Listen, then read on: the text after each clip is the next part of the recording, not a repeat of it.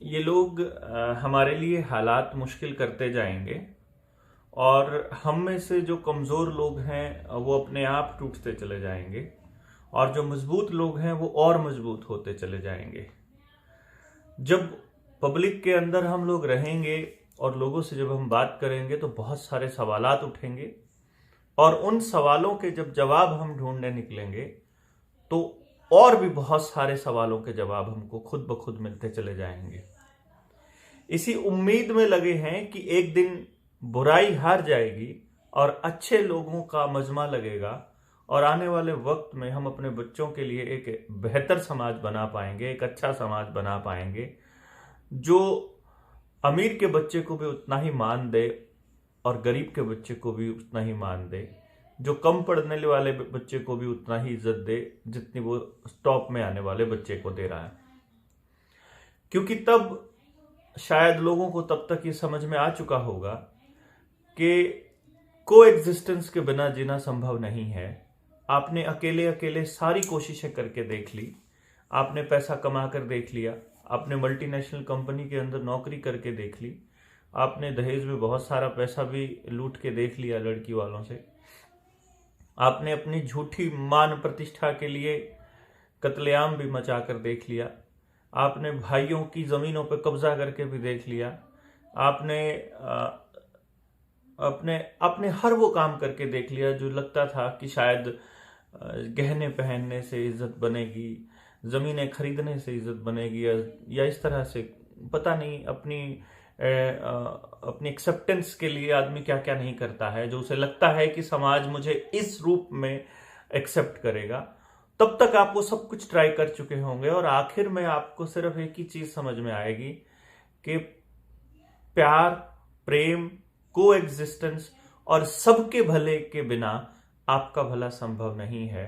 तो आपको चैन नहीं पड़ने वाला अगर दुनिया में कोई दूसरा आदमी आपकी वजह से परेशान है तो।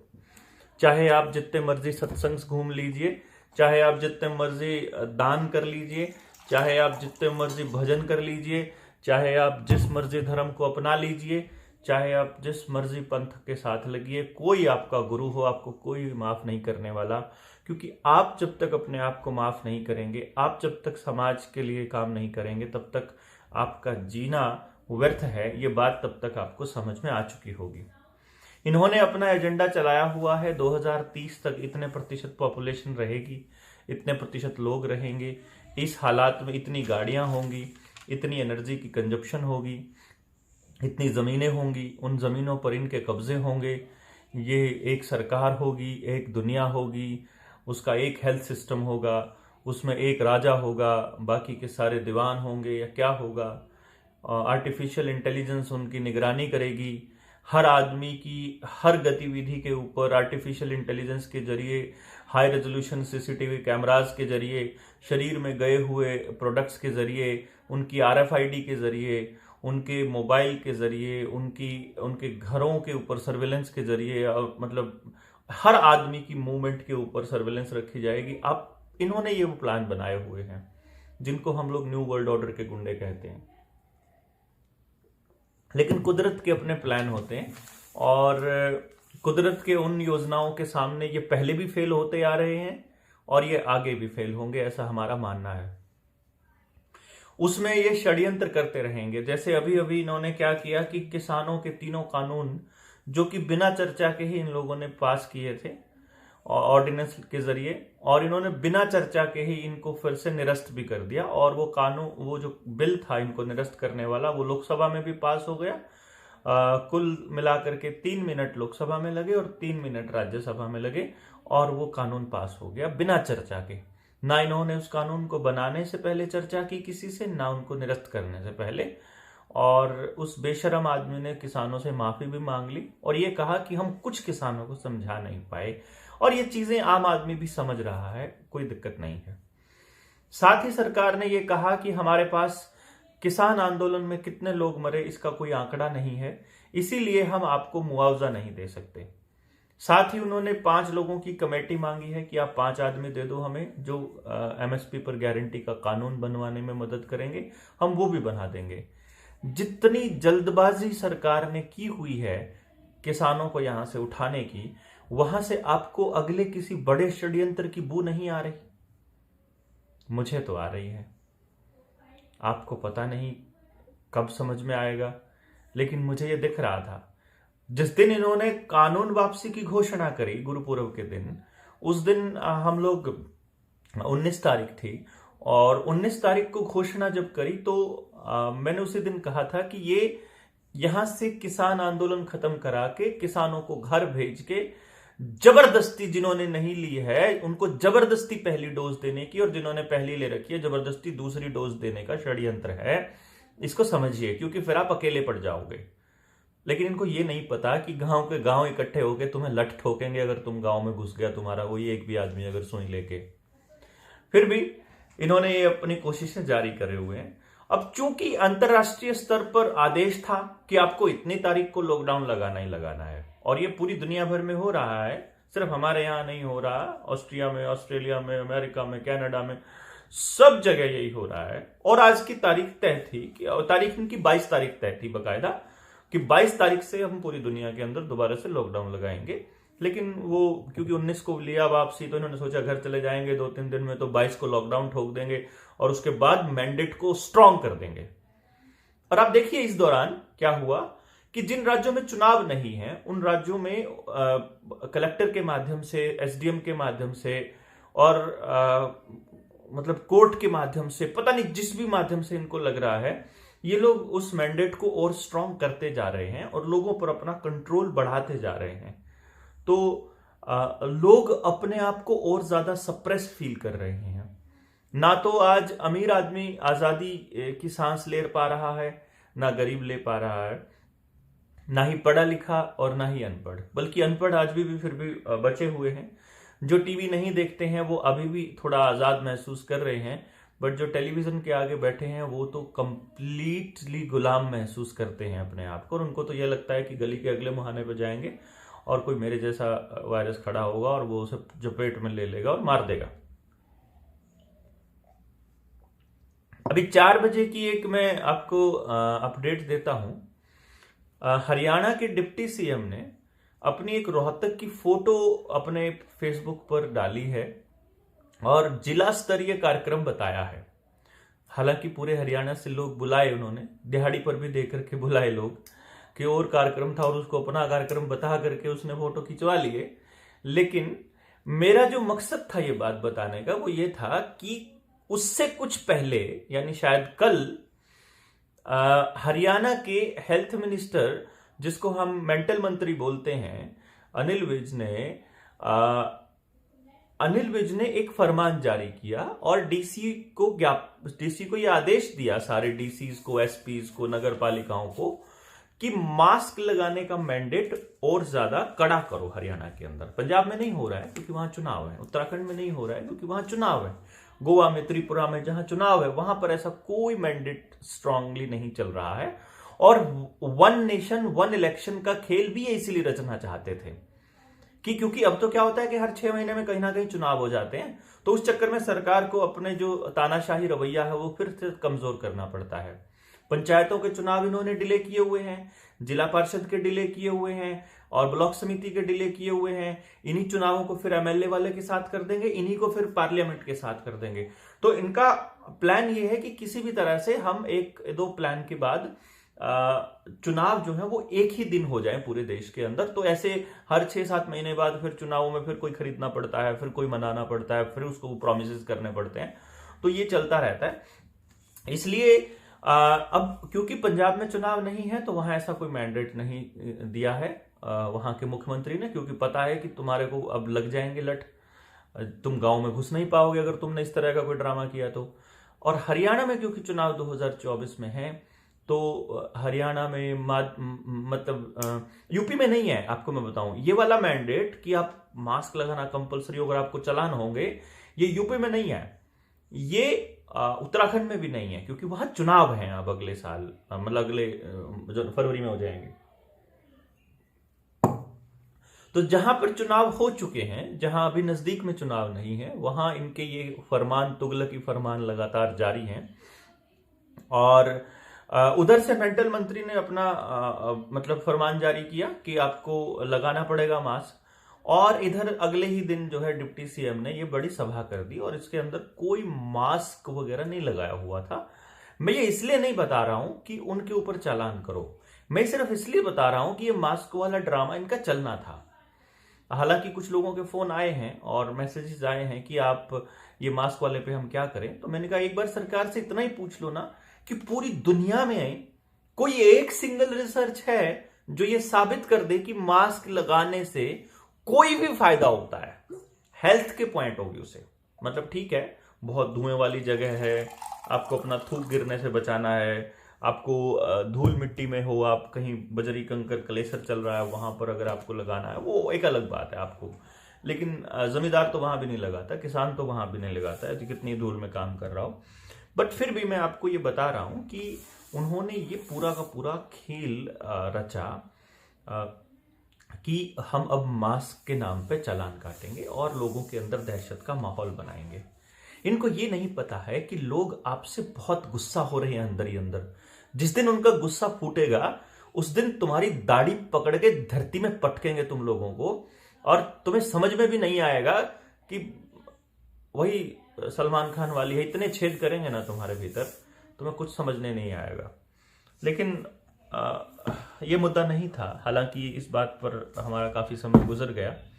एक तो आप इसको रोक करके कमेंट, इस वीडियो को रोक के आप एक कमेंट कर सकते हैं यहाँ पर कि क्या हम इन मुद्दों पर लगातार चर्चा करते रहें या अभी हमें किसी नई चीज की तरफ बढ़ना चाहिए, आंदोलन को मजबूत करने के लिए हम क्या कर सकते हैं। आप हमारे साथ कनेक्ट होइए, क्योंकि मेरा ये मानना है कि आंदोलन कभी भी YouTube, Facebook, Telegram, WhatsApp group पे नहीं होते हैं, वहां आंदोलन नहीं होता है। अभी मैं खबर पढ़ रहा था बिहार में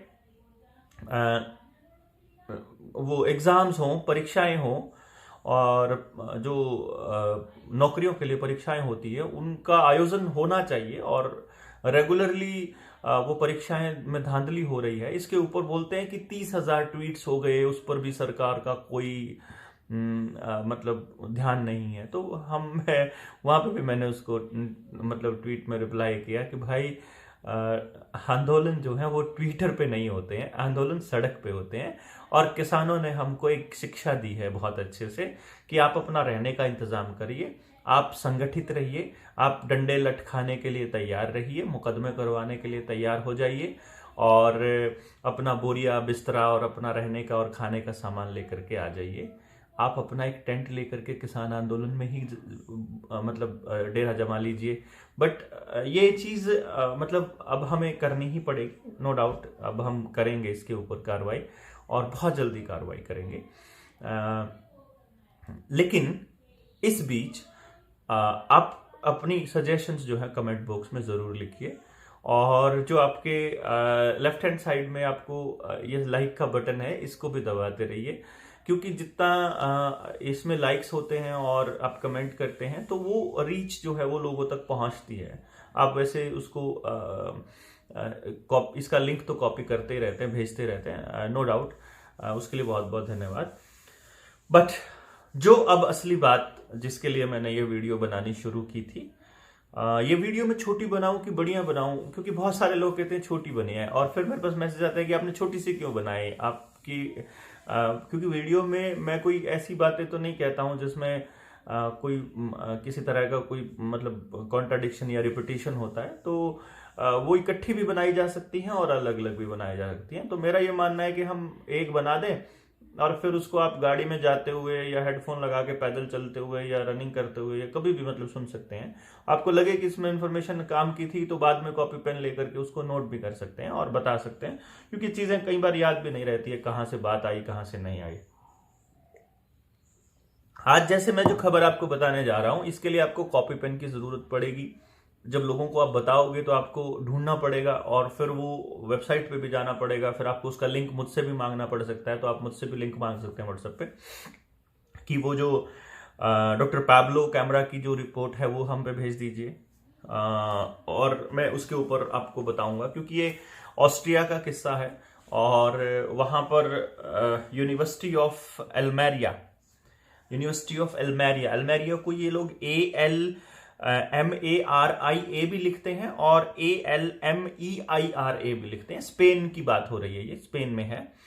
वहां एक स्पेशल डिपार्टमेंट है, ग्राफीन के स्पेशलिस्ट रहे हैं doctor Pablo Campra, Pablo PABLO CAMPRA, ये रहे हैं ग्राफीन के स्पेशलिस्ट। और इन्होंने अपनी PhD के अंदर एक जो इनकी रिसर्च थी वो ये थी कि ग्राफीन ऑक्साइड को ग्राफीन हाइड्रोक्साइड में कन्वर्ट किया था इन्होंने, और उस ग्राफीन ऑक्साइड के स्पेशलिस्ट हैं। तो इसीलिए जब इन्होंने उस डेथ जैब की, मैं इसे डेथ जैब बोल रहा हूं, तो इसकी इन्होंने माइक्रो रेमन स्पेक्ट्रोस्कोपी की। माइक्रो रेमन स्पेक्ट्रोस्कोपी ये एक्चुअली फ्रीक्वेंसी बेस्ड टेस्टिंग होती है कि उस ऑब्जेक्ट का पता लगाने के लिए, फ्रीक्वेंसी को चेक करने के लिए। तो जब उन्होंने पता की तो रिसेंटली उनको पता लगा कि एक्चुअली जो ये आपको लगाया जा रहा है इसके अंदर ग्राफीन ऑक्साइड नहीं है। मेरी जो सबसे पहले वाली वीडियो वायरल हुई थी उसमें मैंने बोला था कि इसमें ग्राफीन ऑक्साइड है, क्योंकि तब तक ग्राफीन ऑक्साइड दिख रहा था लोगों को। ग्राफीन एक्चुअली क्या है, एक कार्बन का ही स्ट्रक्चर है। ग्राफीन कार्बन का ही मॉलिक्यूल होता है एक तरह से, ये समझो आप। और एक एटम जितना पतला एक वो होता है, और उसका ऐसे हेक्सागोनल स्ट्रक्चर होता है इस टाइप का, मतलब ये प्लेट्स होती हैं। ये बीच में जो ये मैंने यहाँ पे ये इलेक्ट्रॉन्स बनाए हैं, इलेक्ट्रॉन्स फ्री होते हैं मूव करने के लिए। और जो ये कॉर्नर्स हैं ये कार्बन है इसमें, तो 6 कार्बन का एक वो बनता है, और इस तरह से एक पूरा का पूरा जैसे लेयर बनती है। तो ये पेपर आप मान के चल सकते हैं कि ये एक ऐसा, ये ग्राफीन इतना ही पतला, मतलब कितना पतला मैं उसका अभी जिक्र करूंगा कितना पतला।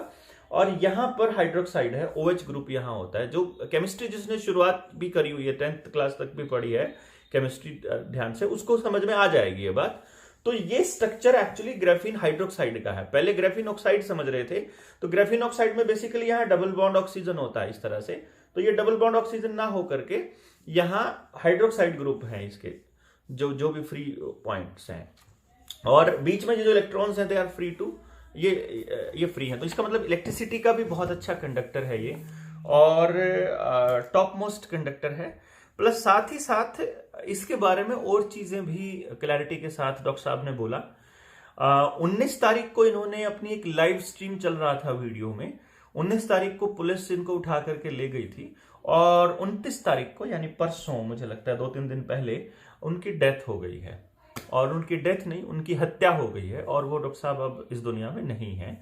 और डॉक्टर पैब्लो कैम्प्रा को जब मार दिया गया तो वो रिपोर्ट पब्लिश हुई, और जिन जिन लोगों ने उनकी वीडियोस थी उनके पास उन्होंने उसको डाल दिया था, और वो मेरे पास भी है उसका लिंक। तो डाउनलोडेड नहीं है वीडियो मेरे पास, क्योंकि जो वो प्लेटफॉर्म होते हैं वहां से नहीं होती है। मैं भी अपनी एक वेबसाइट, मेरा एक मित्र है, बहुत दिनों से ट्राई कर रहा हूं मैं कि मैं समय निकाल के अपनी वेबसाइट के लिए पता करूं, लेकिन बहुत जल्दी हम इसके ऊपर करेंगे। क्या क्या करें अकेले कोई करना पड़ता है ना, इसलिए दैट इज वाई। तो मैं ये बता रहा था कि एक्चुअली ग्राफीन ऑक्साइड नहीं है, ग्राफीन हाइड्रोक्साइड है। और ग्राफीन हाइड्रोक्साइड के जो उसकी खासियत है वो मैं आपको बता रहा हूं। एक तो ये एक्सट्रीमली स्टेबल कंपाउंड है। एक्सट्रीमली स्टेबल का मतलब ये है इतना स्टेबल कि ये टूटता नहीं है। One of the hardest material, one of the hardest क्या, अभी तक का सबसे ज्यादा हार्ड मटेरियल माना गया इसको, जैसे हीरे को मानते होते थे। तो ये भी क्योंकि उसी का एलोट्रॉप का बना हुआ है। हीरा भी कार्बन होता है, ग्रेफाइट भी कार्बन होता है, और वहीं से ग्राफीन ऑक्साइड का कॉन्सेप्ट है, वहीं से ग्राफीन हाइड्रोक्साइड का कॉन्सेप्ट है। और नॉन बायोडिग्रेडेबल है, मतलब इतना स्टेबल और नॉन बायोडिग्रेडेबल है। तो उन्होंने ये भी कहा है it is basically stage in your system forever. मतलब जिन लोगों को ये लगता है कि वो लोग मतलब जिन्होंने पहली दूसरी डोज ले ली है, जिनको ये लगता है कि वो इसको डिटॉक्सिफाई कर सकते हैं, और उनके उस बैच में ये आया हुआ है। ऐसा जरूरी नहीं है कि हर कंपनी की हर मतलब उसके अंदर ग्रेफीन हाइड्रोक्साइड आया हो, तो इसलिए जरूरी नहीं आपके बैच में आया हो। लेकिन अगर ये आ चुका है आपकी बॉडी के अंदर, अगर आपकी नसों में अगर ये आ चुका है, तो ये आपके शरीर से निकलने वाला नहीं है। और क्योंकि आप बचे हुए हो अभी, तो उसका खेल अभी आगे समझ में आएगा। जब अगली बातें समझ में आएंगी तो फिर आप उनको जोड़ लीजिएगा। तो जो वो कह रहे थे वो, तो this is the sharpest imaginable object because they are only one there is only one atom layer thick and the huge molecule. मतलब इसी तरह से जो मैं आपको बता रहा था कि ये लेयर तो इतनी पतली है, आप इसको ऐसे समझ लीजिए कि ये अखबार, ये पेपर है जो, ये इतना पतला है कि ये इतना पतला है कि पतला इतना और लंबा मटेरियल है। यानी कि आगे आने वाले जो आगे मैं जब उनको सुन रहा था कि ये ह्यूज मटेरियल है और इट इज एक्सट्रीमली शार्प। और क्योंकि इसका जो साइज है, मैंने इसका साइज लिखा था, इसका साइज कहां गया, 5 नैनोमीटर और 0.1 नैनोमीटर का कुछ, हाँ ये रहा। नैनोमीटर की जो लेयर थी, जो एक्टिव कार्बन थे, जो 6 रिंग्स जो मैं बताई थी, ये इट इज 50 नैनोमीटर लॉन्ग। यानी कि अगर ये एक मॉलिक्यूल 50 नैनोमीटर लंबा हो, नैनोमीटर मतलब होता है 1 मीटर का इतनेवा हिस्सा, जिसमें मीटर डिवाइडेड बाय 1 के बाद 9 जीरो, यानी इतना छोटा। ये समझो मीटर से छोटा होगा, अगर 100 कम कर देंगे तो सेंटीमीटर हो गया, यानी 100वां हिस्सा। और सेंटीमीटर से फिर 100 कम कर देंगे तो आपका मिलीमीटर हो गया, यानी 4 जीरो तो यहां कट गई मिलीमीटर तक, तो 5 जीरो और रह गई, यानी 1 मिलीमीटर के 10,000वें हिस्से जितना पतला। मिलीमीटर तो आप समझते हैं, जो आपके स्केल के ऊपर जो छोटे छोटे पॉइंट्स होते हैं, वो 1 मिलीमीटर होता है, 1 पॉइंट से 1 पॉइंट, यानी कि हल्का सा छोटा सा। तो उसका 10,000वां हिस्सा अगर उतना लंबा हो, तो then there are 500 rings in a row. एक रो में 500 रिंग्स होंगी और every corner is a carbon, ये मैं बता चुका हूं।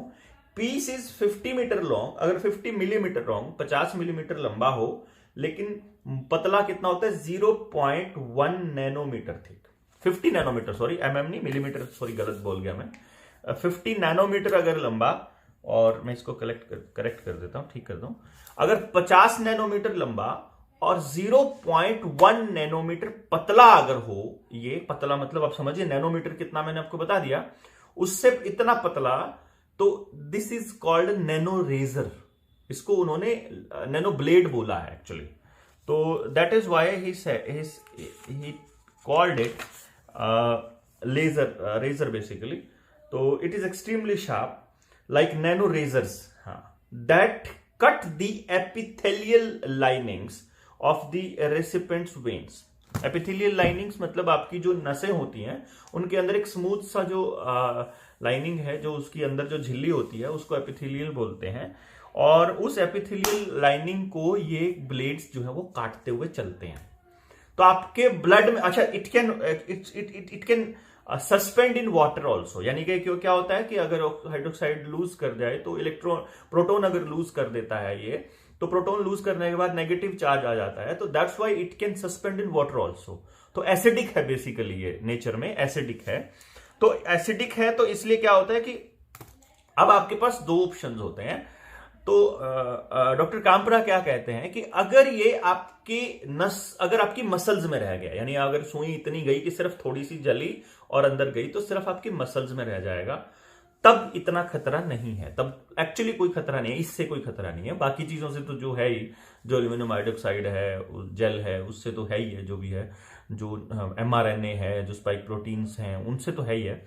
लेकिन ग्रेफीन वाले पॉइंट की, लेकिन अगर ये आपकी नस तक पहुंच गया, यानी अगर आप वो सुई इतनी लंबी है कि या फिर इतनी उस तरह से उस जगह पर है कि वहां नस के अंदर चली गई, इन दैट केस आपके ये ग्रेफीन हाइड्रोक्साइड अगर आपके खून में चला गया, तब वो उसको नहीं छोड़ेगा। तो उस खून में जाने के बाद क्या होगा, जितनी स्पीड से खून बहेगा शरीर के अंदर, उतनी स्पीड से ये चलेगा और उस एपिथेलियल लाइनिंग को काटेगा।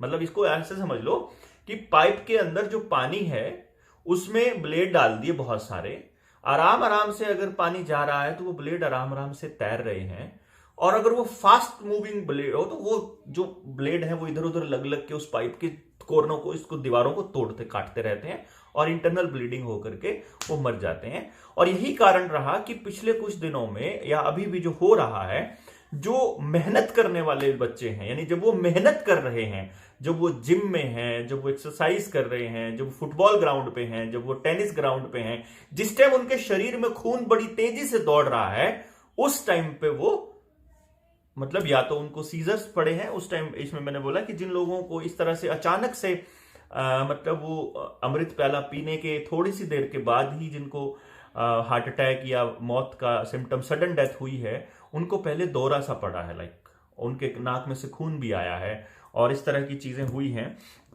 तो इन्होंने ये बात बोला है कि ये cause of the blood clots and sudden death observed in so many athletes lately.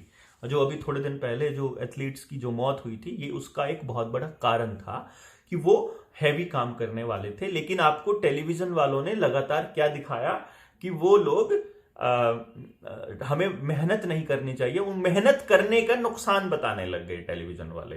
तो ये थोड़ा सा आपको समझना होगा। ये वही टीवी वाले हैं जो पहले इन किसान जो इन खेती के तीनों कानूनों को कहा इनके लाभ बताया करते थे और अब इनको वापस लेने पे भी लाभ बता रहे हैं। यानी कि ये कानून लाना भी मास्टर स्ट्रोक था अंबानी के कुत्ते का।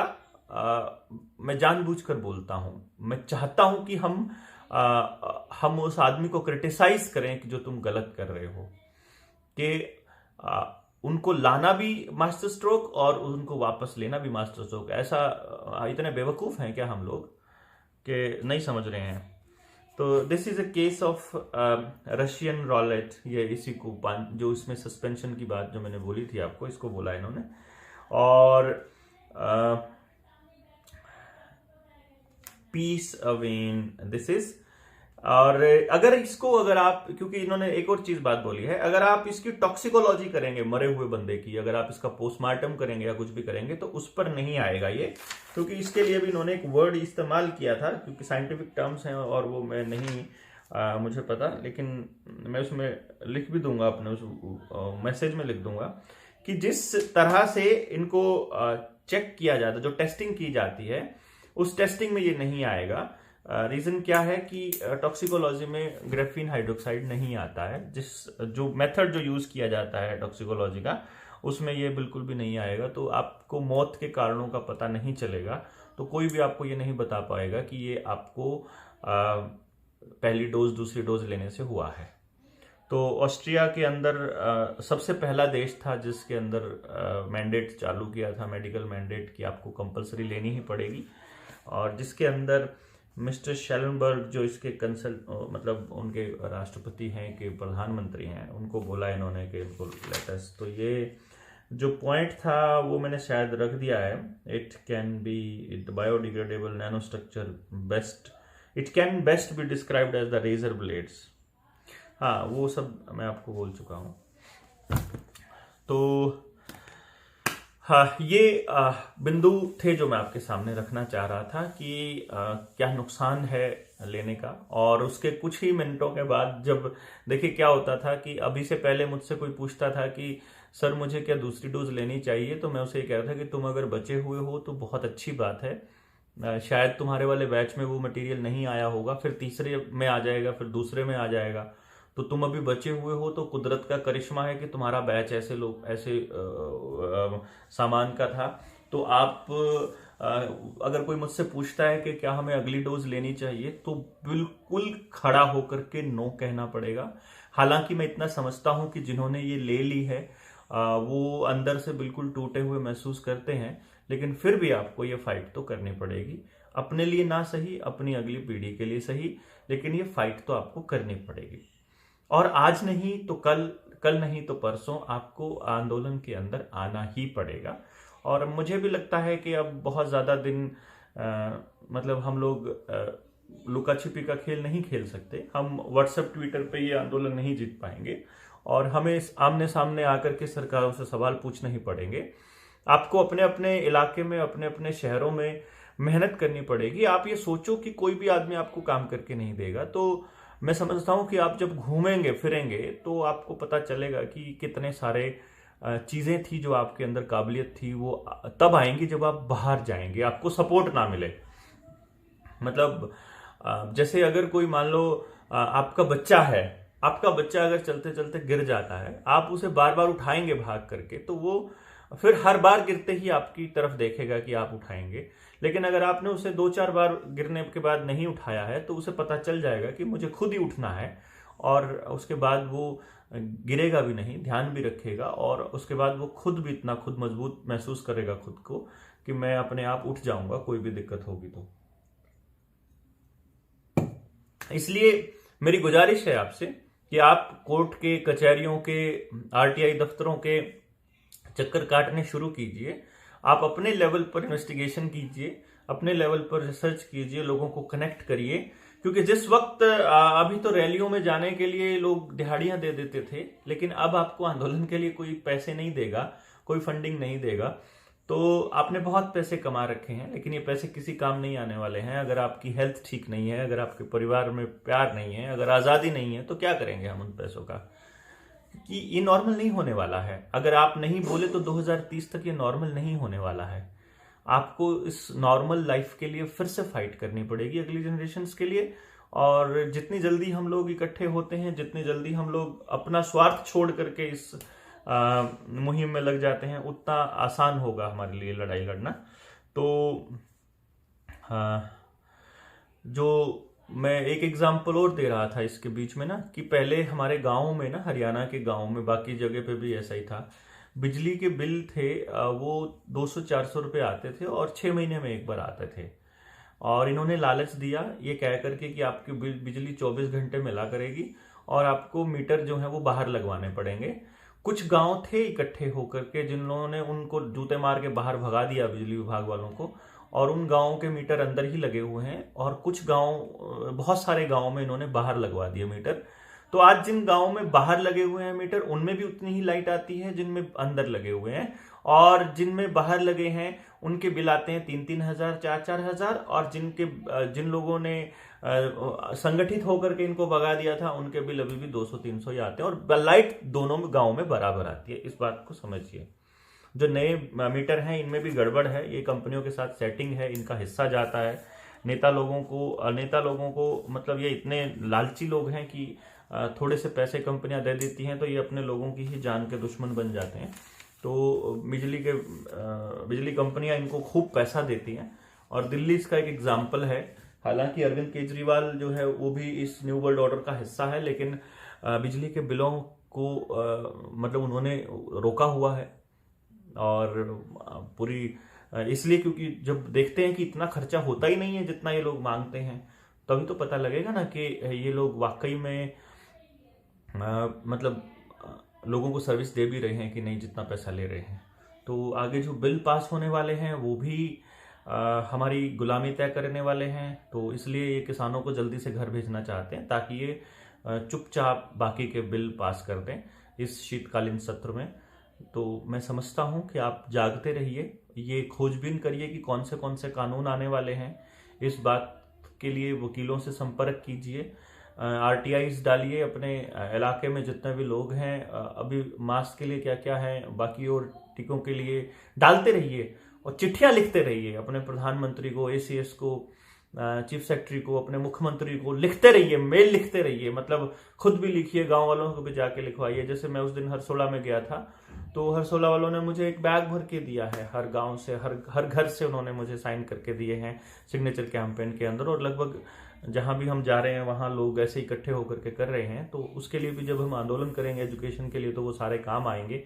फिलहाल के लिए हेल्थ एक मुद्दा है जिसके ऊपर हमें आपको इकट्ठा होना है और इकट्ठे होकर के इस आंदोलन को लड़ना है। तो अभी फिलहाल के लिए मैं समझता हूँ इतना ही बहुत है। आप अपने चैनल पर इस वीडियो को लगाना चाहें तो आप लगा सकते हैं, कोई दिक्कत नहीं है। कोई मतलब इसके अंदर मेरा कॉपीराइट क्लेम नहीं होगा। तो मिलते हैं बहुत जल्दी। Thank you.